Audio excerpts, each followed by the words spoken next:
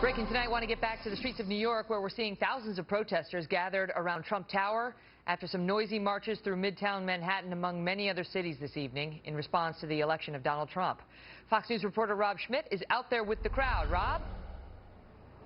And Megan, we are seeing the slow dispersal of this crowd, still thousands strong within the inside of it, which is right here behind me. And maybe a couple thousand have left at this point, and still thousands inside of there.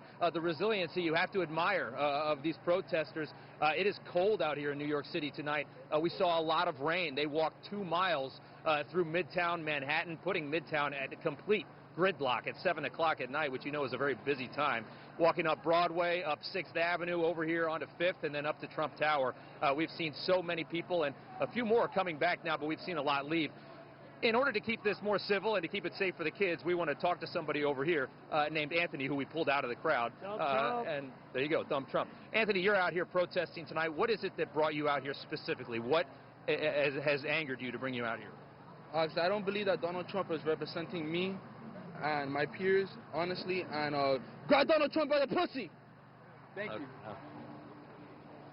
I tried to have a civil conversation. You know, I think part of the reason why a lot of people have a hard time taking these protests seriously is because so many of the people behave that way.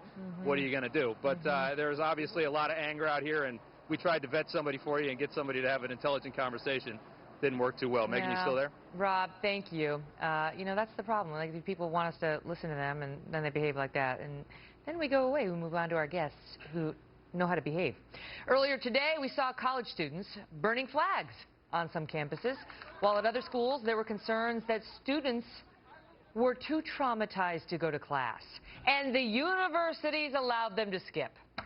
Jonathan Turley is a constitutional law attorney and professor at George Washington Law. Great to see you, Professor. That's just sick. We have a series on this show called Cupcake Nation. This is exactly what I'm talking about. You tell me whether allowing students to skip classes in college because they're so upset about an election completely misunderstands the purpose of college. I think it does. You know, there was the same response after the Ferguson, Missouri protests, and some faculty said you don't have to take tests, you don't have to come to school.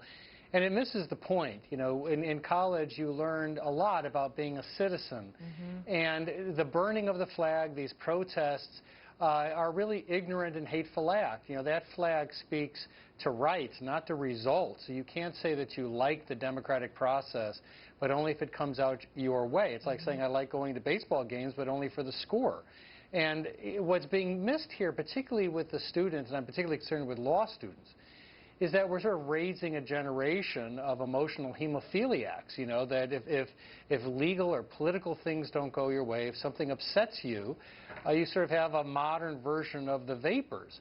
And that's not a good thing for us to support. I mean, if you feel that anger, if you feel hurt, then it should be used as a motivation to learn more, to get out there, to do things. The vapors, I love that. And especially when you think about law students who cannot function in the face of what they perceive as an injustice.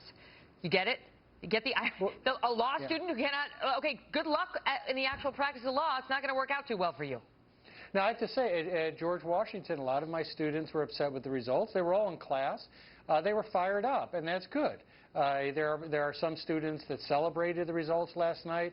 Others denounced it. But they were all in class, and that's the important thing. I did give students off yesterday so they could participate in the election. Yeah, I think that's a great thing. That's a different story altogether. But we're seeing this festering of this cupcake nation, which I would submit to you is actually one of the reasons why Donald Trump got elected, is people are sick of this kind of, you know, you can't say a word that is potentially offensive, and that would include any discussion of social issues on college campuses.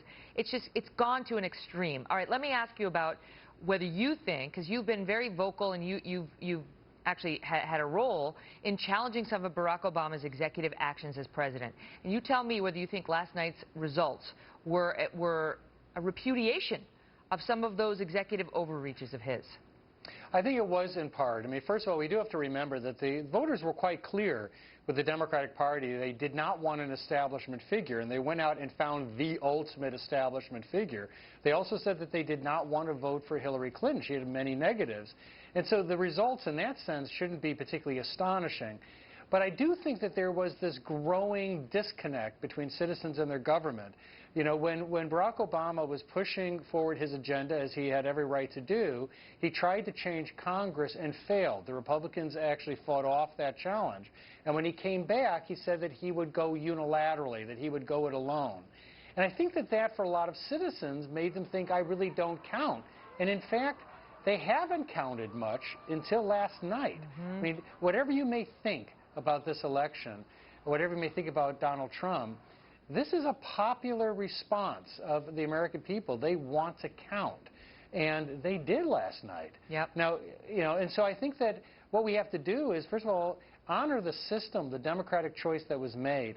And we can have disagreements, we can have passionate disagreements, but we all have to stay in the game and to respect each other enough to say we have a good system.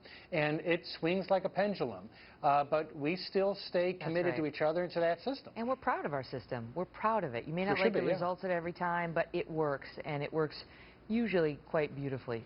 Jonathan Turley, great to see you. Thanks for being here. Thanks, Megan.